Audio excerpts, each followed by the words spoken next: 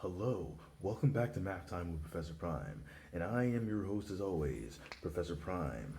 So, math and music, two of my favorite things, two very important things.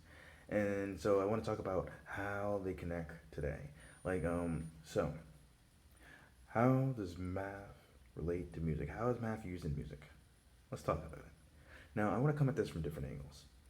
I want to talk about how math is used when you're writing music, when you're reading music, when you're listening to music, when you're singing, when you're rapping, when you're playing a musical instrument. I want to talk about all that. And then I also want to talk about a more meta context, like a more larger scale sort of deal. But we'll get into that when we get into it. So, I have one more thing before we get into it, and it's when it comes to like math and rapping, I want to also talk about that in a different video in a more extended fashion. But I want to talk about it here too. But yeah, so that's my only thing that I wanted to talk about before getting into it. That was the one last thing. So let's go. Yeah. So I think a good place to talk, or at least to start to talk, is listening to music. Right? We all listen to music. Well, most of us listen to music.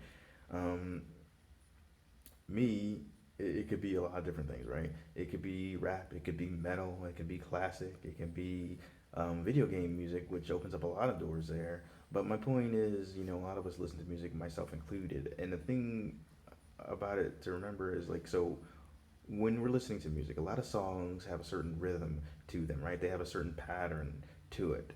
And a lot of times when we're listening, we're responding to that, whether we do it consciously or unconsciously. And a lot of times when we're humming along or we're singing along or we're air guitaring, um, we're following along with the rhythm, we're following along with the pattern. And if something were to change with that pattern, right, we would notice because we've been doing the math, right? We've been counting whether we realize it or not. And I think that's pretty cool. So we're doing math when we're listening to music, whether we realize it or not, right? We're connecting with that song and we're syncing up with that and we're getting to know it and how it flows. And if someone were to make a song where it doesn't have like a nice pattern to it, or maybe it broke that pattern, like we know it because we've been keeping up with it. Um, but outside of that, right, with some of the other areas, let's talk about that. So if you're reading music, right, once you learn the basics, you get into it, and the thing is, you're using music when you're doing that. I mean, you're using math when you do that, because you're reading music, and oftentimes if you're playing something more classical in nature, you're using like a treble staff or a bass staff, and either way, where certain notes are on that staff, right? You count it up. You look at those lines and you look at the spaces and you're looking at where the notes are in either case, right? And so you're kind of counting along and seeing what's appropriate and where, and it depends on the scale that you're using.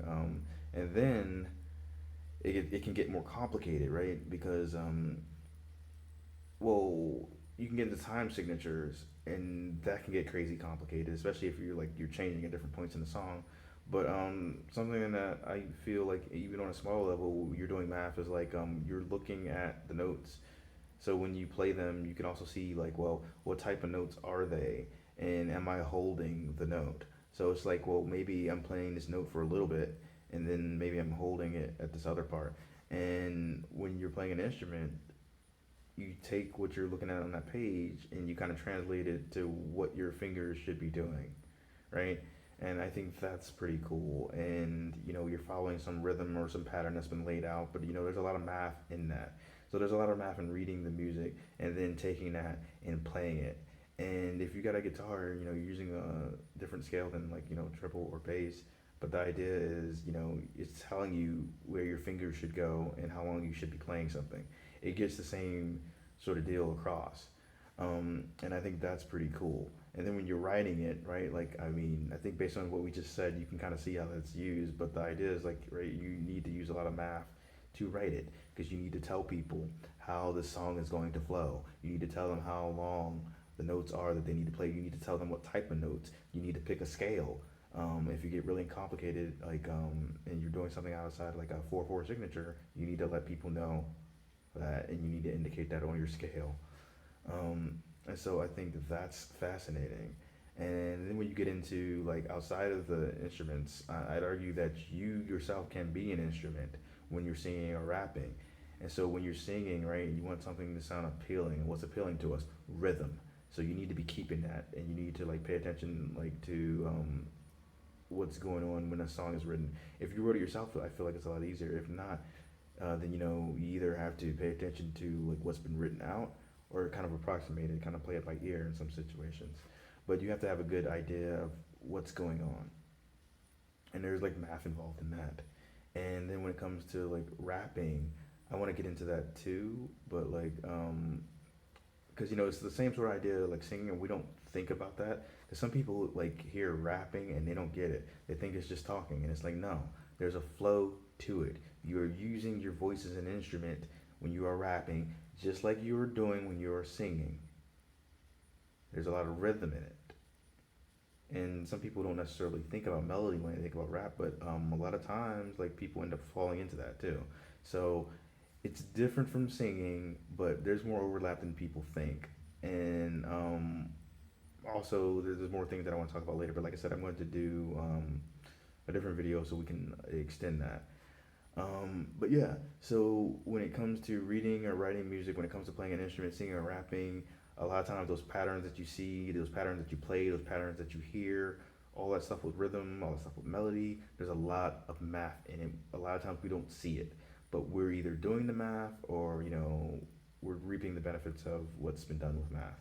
And I think that's fascinating.